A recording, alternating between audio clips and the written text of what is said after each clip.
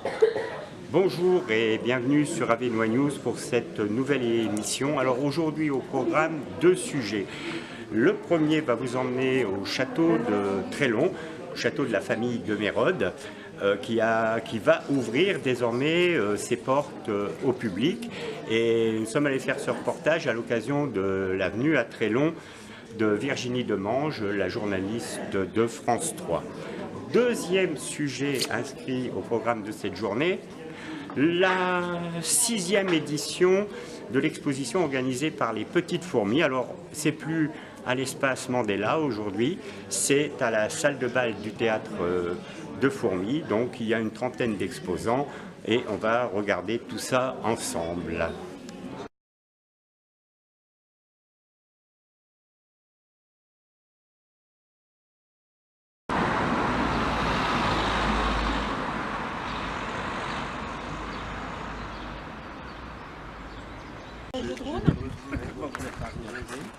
Pendant ce temps-là, moi je rentre, je dis aux personnes qui aillent s'installer dans la chapelle, comme ça c'est fait. Non, Guy, reste avec eux. Voilà, on parle.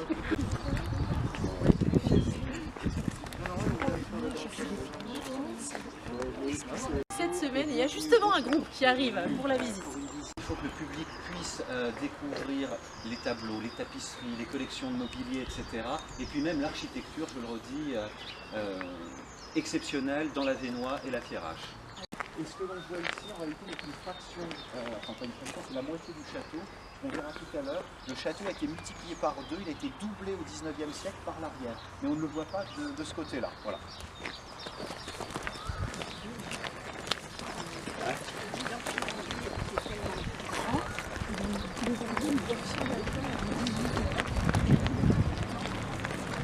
Récente, mais ce n'est pas ce qui est le plus remarquable ici.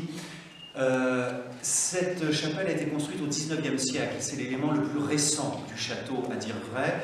Et bonjour, je ne vous avais pas vu, soyez les bienvenus. Typiquement néo-renaissance.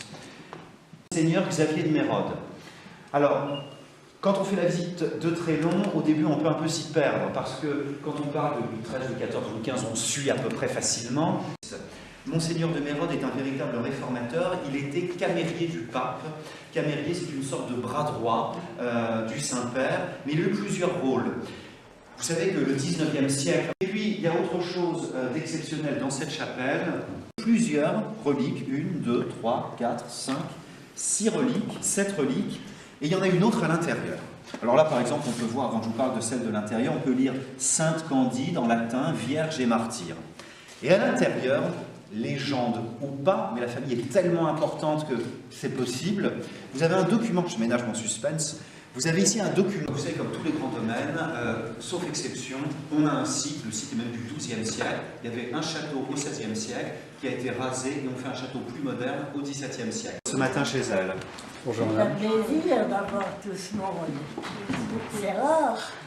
Lorsque Philippe, donc le petit-fils de la princesse, m'a dit il y a environ 1 an et demi, qu'est-ce que tu en penses? Est-ce qu'on pourrait faire des visites? Est-ce que ça vaut le coup? Mais oui, évidemment, les gens vont se précipiter pour voir un tel ensemble architectural.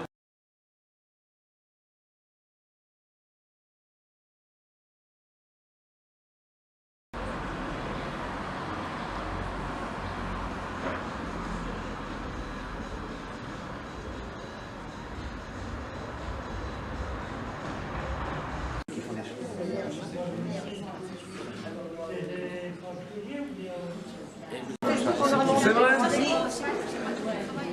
Je crois pas qu'ils vont venir de Normandie.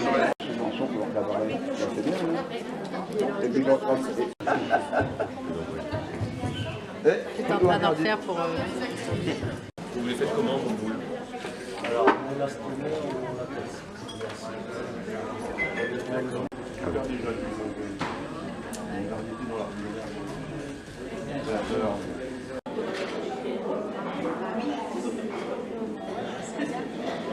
Celle qui est là-bas. C'est du pliage. Ah là? Et après, je l'ai arrangé original. Vous voyez? Très bien. On essaie de trouver des idées. Oui. Quelquefois, on... Dans la famille partie Par exemple.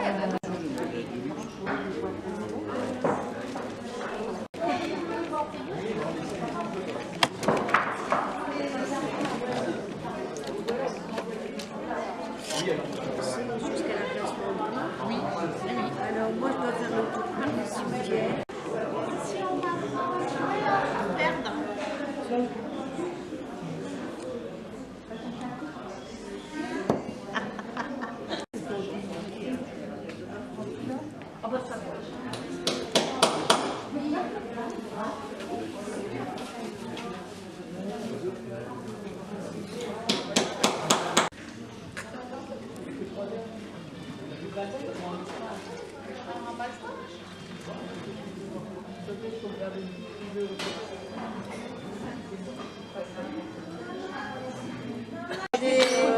Je voulais faire des petites choses pour mettre sur les tables. Je savais qu'on était obligé d'en faire, parce que tout le monde en voulait.